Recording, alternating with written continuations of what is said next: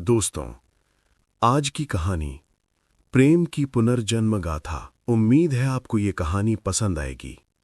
अगर आपको हमारी कहानियां पसंद आएं तो चैनल को सब्सक्राइब करना ना भूलें और वीडियो को लाइक व शेयर ज़रूर करें। एक गांव में एक बंजारा लड़का रहता था जिसका नाम था रोहन। रोहन गाने बजाने का काम किया करता था।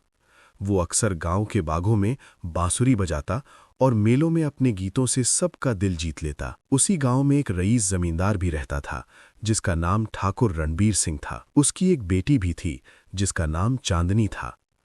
चांदनी सौंदर्य और संस्कार की अटूट मिसाल थी। एक दिन गांव में मेला लगा जहां चांदनी भी अपने दोस्तों के साथ गई। मेले में बांसुरी बजाने की प्रतियोगिता चल रही थी जिसकी चीफ गेस्ट ठाकुर रणबीर सिंह थे। इस प्रतियोगिता में रोहन ने ऐसी बांसुरी बजाई कि सबका मन मुग्ध हो गया। ठाकुर रणबीर ने खुद अपने हाथों से रोहन को पुरस्कार दिया। इस दौरान चांदनी भी वहां मौजूद थी।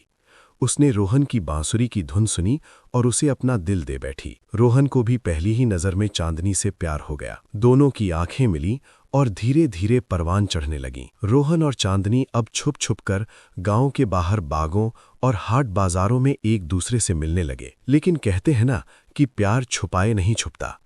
एक दिन ठाकुर साहब को भी इस रिश्ते की भनक लग गई। ठाकुर साहब को ये रिश्ता कतई बर्दाश्त नहीं था। उन्हें विश्वास नहीं हो रहा था कि उनकी इकलौती बेटी एक बंजारे के प्यार में कैसे गिर सकती है। ये सोचकर ठाकुर गुस्से में तिलमिला उठे और उन्होंने चांदनी को घर में बंद कर दिया। ठाकुर रणबीर अपने गुंडों के साथ रोहन के ठिकाने पर गया जहां सभी बंजारे रहते थे।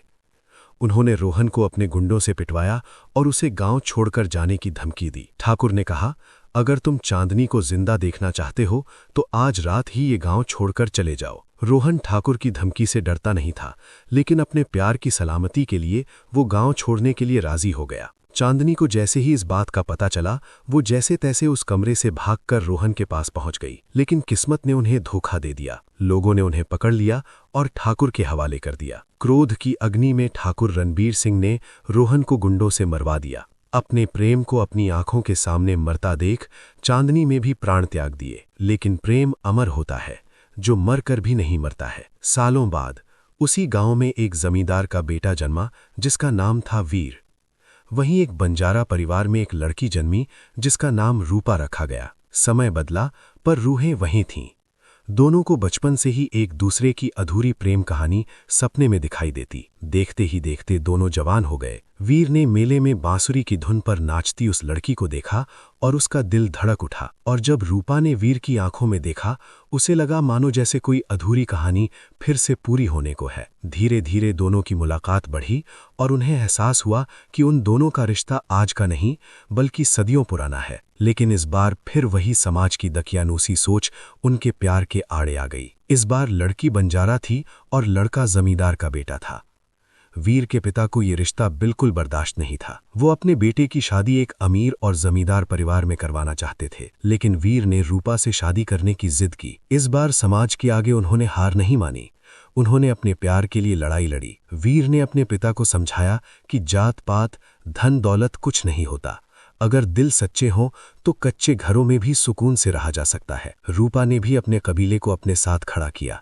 शुरुआत में रूपा के पिता उससे नाराज हुए, लेकिन फिर अपनी बेटी की खुशी के आगे उन्होंने घुटने टेक दिए। आखिरकार उनका प्यार जीत गया। गांव ने पहली बार देखा एक बंजारा बेटी जमींदार के आंगन की बहू बनकर आई। जब दोनों ने 7 फेरे लिए तो पूरा गांव झूम उठा।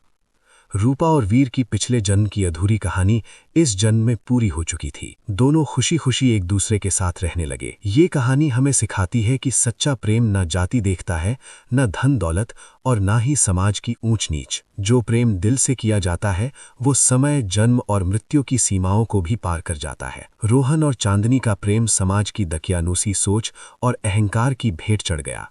लेकिन वही अधूरा प्रेम अगले जन्म में वीर और रूपा के रूप में फिर लौटा और इस बार हिम्मत, समझदारी और संघर्ष के दम पर अपनी मंजिल पा गया। इस कहानी की सबसे बड़ी सीख ये है कि अहंकार और सामाजिक भेदभाव प्रेम को नष्ट कर देते हैं। अगर समय रहते सही का साथ दिया जाए तो त्रासदी को रोका जा सकता है। प्यार तब जीतता है जब उसके लिए डटकर खड़ा हुआ जाए। बेटी बेटे की खुशी से बड़ा कोई मान सम्मान नहीं होता। सच्चा प्रेम अगर दबाया जाए तो पीड़ा बनता है, और अगर समझ के साथ अपनाया जाए तो इतिहास बन जाता है। दोस्तों, आपको हमारी ये कहानी कैसी लगी? कमेंट में ज़रूर बताइए। अगर कहानी अच्छी लगी हो तो लाइक, कमेंट, सब्सक्राइब करें और अपने दोस्तों के साथ शेयर करना ना भूलें। धन्यवाद। फिर मिलेंगे एक नई दिल को छू लेने वाली कहानी के साथ। जय हिंद, जय भारत।